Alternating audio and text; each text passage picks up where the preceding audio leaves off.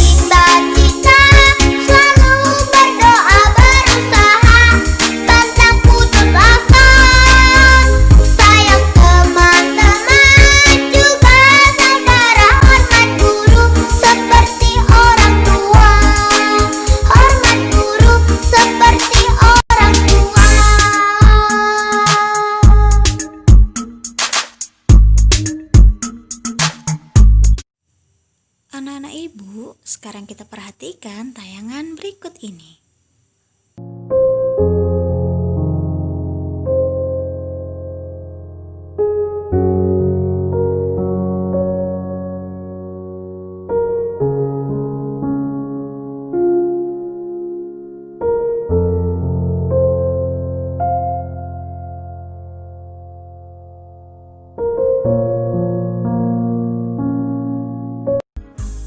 Dampak dari pemburuan hewan liar? Sikap apa yang harus kita lakukan dengan hewan-hewan liar? Pemburuan hewan liar akan membawa dampak yang tidak baik.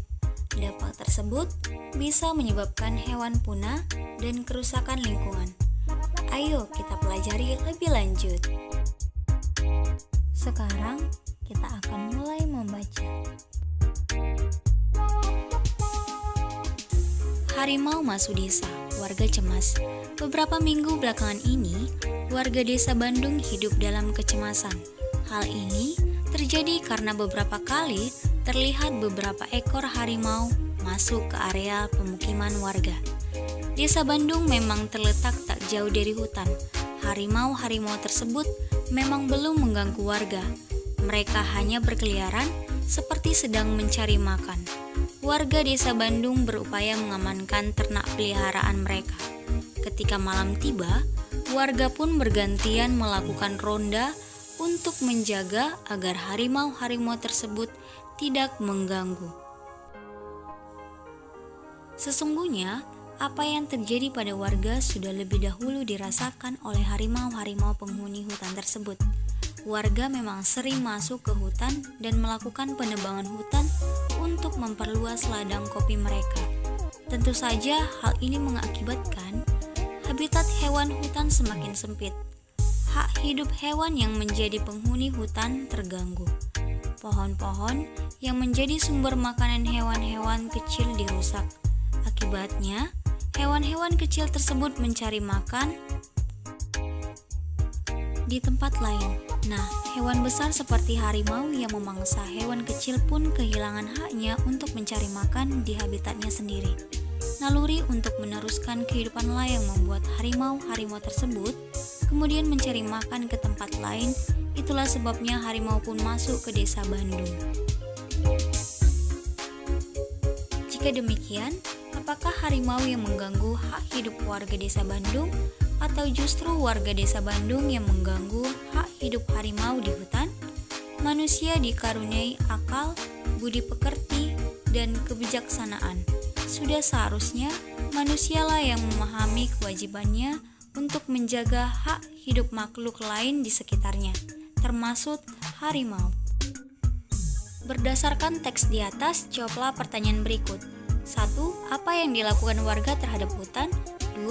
Apa yang terjadi dengan harimau? 3. Apa yang terjadi dengan penduduk desa ketika harimau masuk ke desa? Yang keempat, mengapa harimau masuk ke desa? Yang kelima, setujukah kamu dengan warga yang menebang kayu di hutan? Mengapa? Yang keenam, apakah yang dilakukan warga melanggar hak-hak hewan? Jelaskan. Yang ketujuh, apakah yang dilakukan penebang pohon juga melanggar hak-hak masyarakat sekitar? Jelaskan. Yang kedelapan, jika kamu menjadi warga tersebut, apa yang akan kamu lakukan? Yang kesembilan, apa kewajiban yang harusnya dilakukan oleh warga? Bagi anak-anak ibu, ini adalah contoh yang ibu buat supaya anak-anak ibu dapat menjawab pertanyaan yang tadi ya nak. Setelah membaca cerita tadi, ada beberapa orang yang berburu hewan liar dengan berbagai alasan.